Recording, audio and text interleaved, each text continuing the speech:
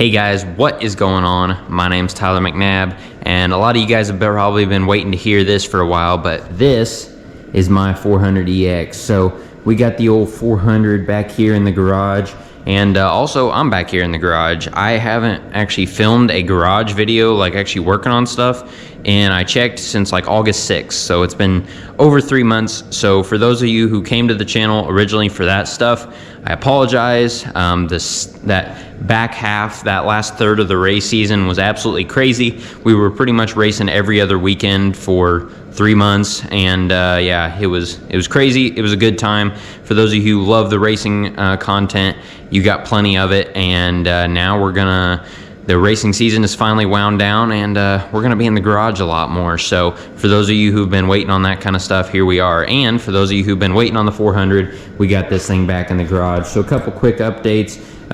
For some of you who really pay attention, you may notice I've got a little bit of a different setup going on. We built a little bit of a workbench right here. So we got us a new workbench. That's the old workbench that's been there for a little bit. This is my tool cabinet that I've had for a good little while. And yeah, just kind of trying a different setup. So I'll throw in kind of a quick video here showing what it does, but basically it's kind of a multi-setup. The reason I did this is so I've got a permanent workbench space right here.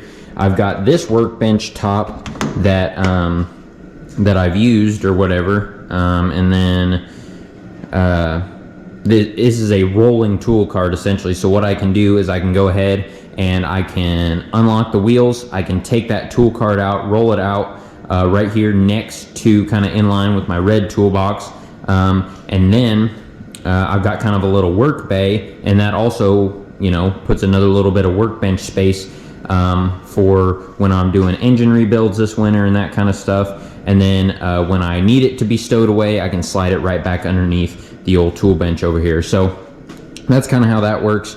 Just kind of something a little bit different that I did, and just wanted a little bit more workbench space. And this workbench is a little bit tall, so it's not your standard workbench. I've got this lower one here that works really good, and then this taller one right here is kind of nice for if you really need to get down close and work on some stuff and you want it up closer to you. You don't have to bend down or anything like that. So if I'm gonna be working on like carbs or anything like that, this is a good place to do it, or just anything real small, you know, taking out valve springs, that kind of thing, just where you want to be kind of up close and personal, and you don't necessarily want to bend down to work on it or something like that. So enough of that. So what we have over here is we've got the old 400EX sitting over here, and this thing has been out of commission for probably at least a month, maybe a month and a half.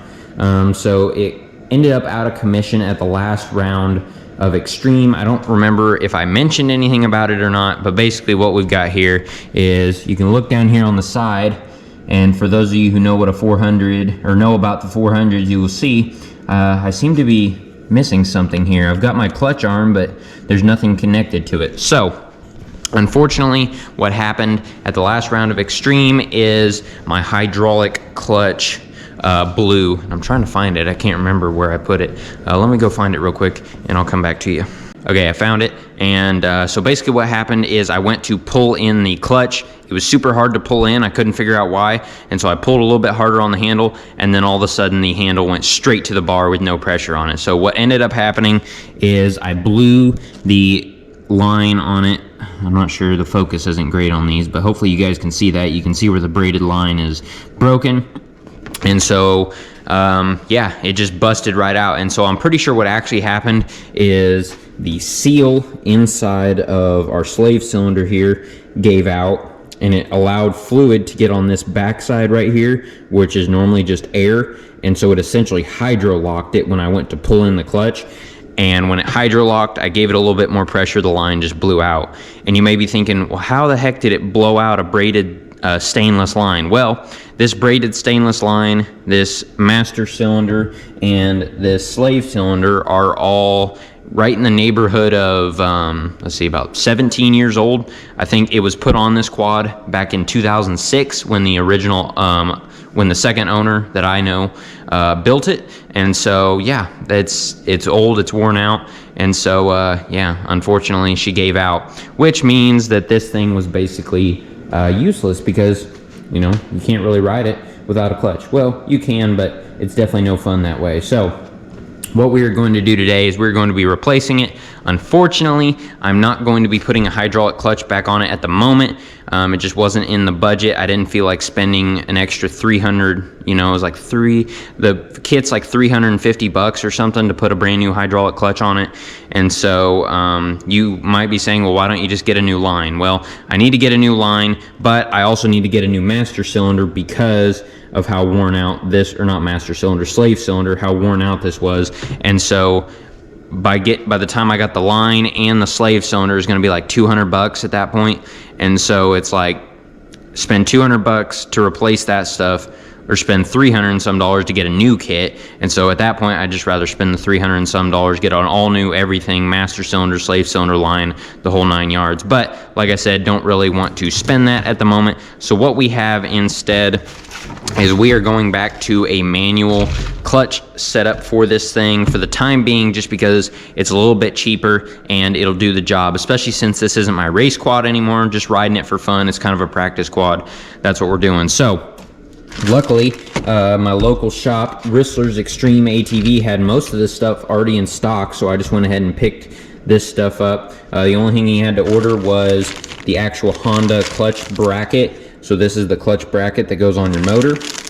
We have a clutch cable from Motion Pro. He had I was gonna put a 400EX cable back on it, but what a lot of people do, because if you're not aware, the stock 400EX clutch cable, a lot of times you have to route it kind of right between the headers, and then it comes down here and mounts.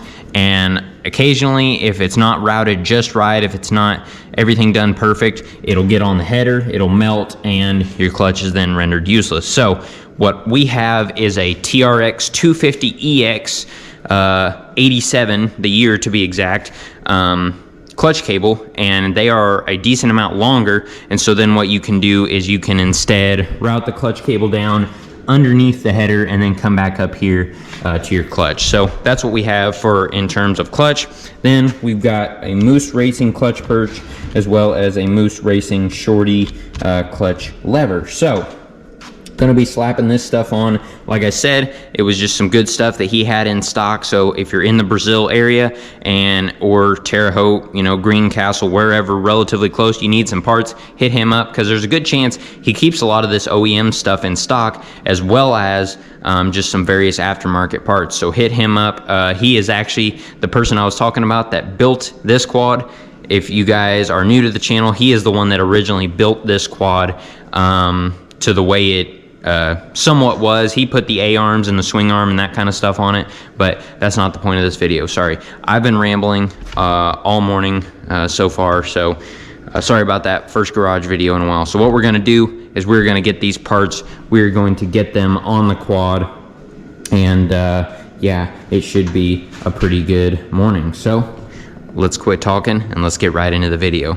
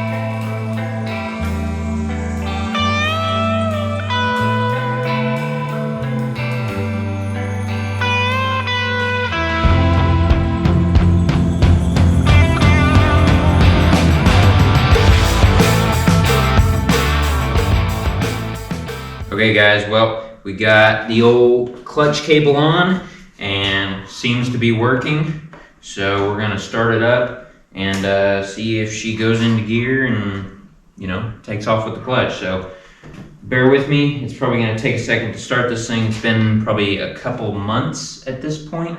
Well, the very first weekend in October, so about a month and a half. But this thing also doesn't like the cold in the first place, so we'll see what happens.